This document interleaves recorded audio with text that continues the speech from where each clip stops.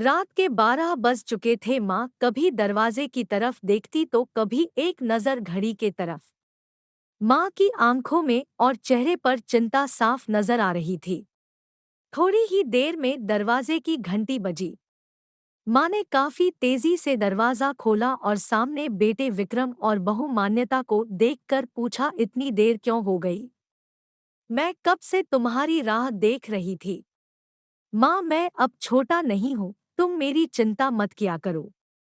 विक्रम घर के अंदर प्रवेश करते हुए बोला। बेटा कितना भी बड़ा हो जाए माँ के लिए छोटा ही रहता है। चलो छोड़ो, हाथ पैर धो लो, मैं तुम्हारे लिए खाना लगा देती हूँ। माँ ने दरवाजा बंद करते हुए कहा। माँ, तुझे एक बार में समझ में नहीं आता क्या? तेरी बहू ने कहा ना, हम बाहर से खाना खाकर आए हैं, क्यों परेशान करती है? जा तू खीर खा ले और सो जा और हमें भी से शांति से सोने दे।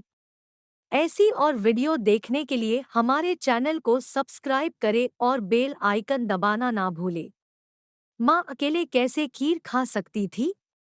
और उसे बिना खाए नींद कैसे आ सकती थी, क्योंकि बेटे के इंतजार में उसने भी कुछ नहीं खाया था।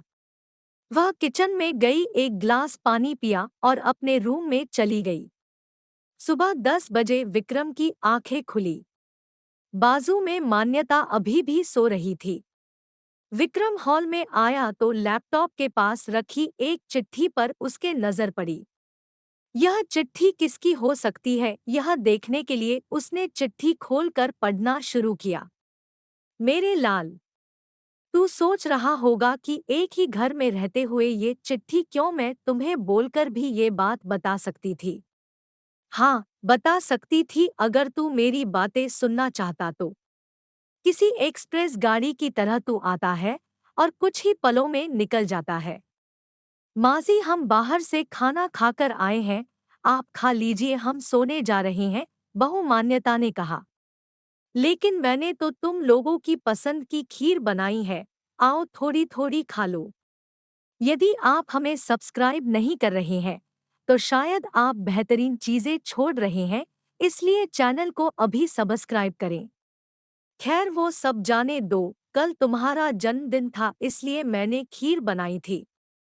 सोचा कम से कम आज के दिन साथ में बैठकर खाना खाएंगे। मगर मैं यह बात बोल गई थी कि मेरा बेटा बड़ा हो चुका है, तो अपने दोस्तों के साथ पार्टी करके खाना खाकर आया। चलो, मुझे इस बात की खुशी ही हुई। मेरी दवाइयाँ खत्म हो गई है, मैंने कुछ दिनों पहले तुझे दवाई की एक चिट्ठी दी थी। अगर वक्त मिले तो वह दवाई मुझे लाकर देना, मुझे थोड़ी राहत हो जाएगी। विक्रम को याद आया कि 4-5 दिन पहले माँ ने एक दवाई की चिट्ठी दी थी। उसने अपने ऑफिस के बैग में जाकर उस चिट्ठी को तलाशा और उसे खोल कर देखा। उसमें लिखा था, मुझे ऐसी दवाई लाकर दो जिससे मैं अपने बेटे को भुला सकूं। विक्रम को रियलाइज हुआ कि मुझसे बहुत बड़ी गलती हो गई है। उसकी आंखें नम हो गई। वह तुरंत अपने माँ के कमरे की तरफ दौड़ा। सबसे पहले उठ जाने वाली माँ आज क्यों नहीं उठी थी, देखकर उसे आश्चर्य हुआ।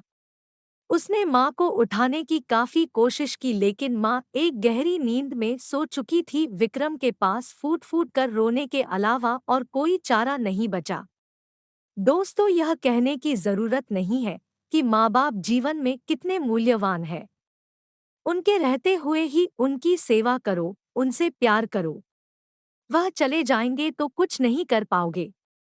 दोस्तों, वीडियो कैसी लगी कमेंट में ज़रूर बताएं, साथ ही वीडियो को लाइक शेयर ज़रूर करें। अगर चैनल पर नए हो तो चैनल को सब्सक्राइब ज़रूर करें।